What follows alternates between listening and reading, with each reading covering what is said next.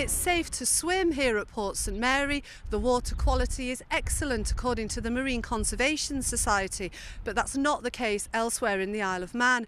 And with Environment Minister Phil Gawne.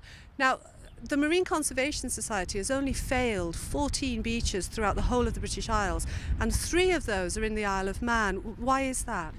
Well, I think we have to look at the infrastructure that we've got in place to try and tackle these problems. I think encouragingly is the beaches that are covered by the IRIS scheme are passing. It's the ones that aren't covered by IRIS that are having the most problems. So that's Peel, Kirk Michael and Ramsey. So hopefully with the work that's planned for those areas, we will be able to improve the standards at those beaches. So the IRIS project has made a difference then to the beaches around the island? Yes, it has. We still have to look further at some of the standards that are being applied, because as of next year, the standards are going to be set much higher, and that likely is going to result in more beaches failing because the standards are going to be set at a higher level. That will be more beaches failing in the Isle of Man, but it will also probably be the case around the British Isles. Now, the Marine Conservation Society have said that, I think from 2016, if a beach fails to reach the minimum standards, it will have to display a sign warning people that the water's just not fit to swim in. I mean, that could have massive implications for us as a tourist destination. Yes, absolutely, and this is why in a recent answer in the House of Keys I've agreed that we need to look further at the standards that we're using to monitor the environment, particularly in relation to water pollution. So we have that commitment now. We are looking at what standards we should be able to use, but clearly there are quite significant expenses relating to any new standards that we may wish to impose.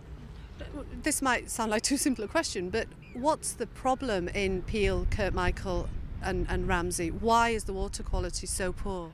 Well, the top and bottom of it is raw sewage is being pumped into the bays, and that clearly is not a good position. So the sooner we can actually get improved standards introduced there, the better. Now, there is a plan developing for Peel at the moment, and certainly if I were in charge of the new Manx Utilities Authority, I would be looking to look to the more stringent 2006 EU standard rather than the one that we currently apply, which I think is 1976. But I don't quote me on that. But so we do need to be changing that criteria then in the Isle of Man, you think? We certainly have to have a look at it. We have to look at how much expense there is associated with that. We have to look at the international reputation of the Isle of Man. If all the beaches on the Isle of Man kept failing, then clearly that's not good for our tourism in particular, let alone the health of the people living here. So we need to look at all these things. But sadly, with these things, there's a big price tag going to be associated with it, because it's not just about sewerage, it's also about runoff from agricultural land, and also just runoff from streets. If there's dog mess in streets, and that washes down through the system and out into the sea.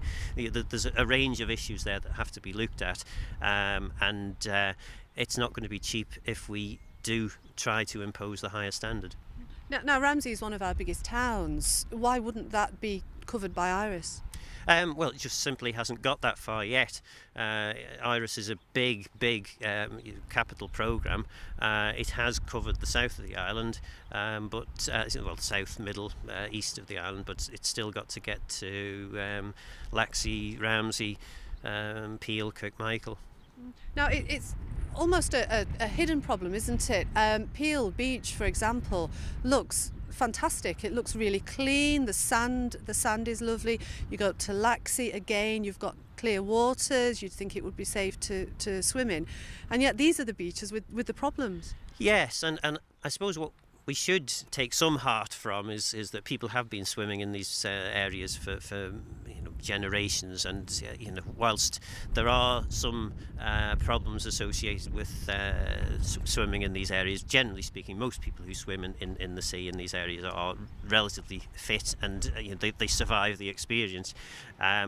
But clearly, if newer standards, higher standards are being imposed everywhere else in Europe, we have to look at ourselves and think, well, can we continue to avoid trying to meet these standards as well? And in the meantime, should we be preventing our children from paddling on Peel Beach? I don't think so. I mean, again, it's all a question of degree, I suppose, as to how you look at it. As I say, children have been swimming in these areas for all my lifetime and generations before that, without huge undue effect. So I don't think it's a major concern in that regard, but I do think that if the rest of the world or the rest of Europe is endeavouring to meet these higher standards, it's going to be difficult for us to resist that in the Isle of Man.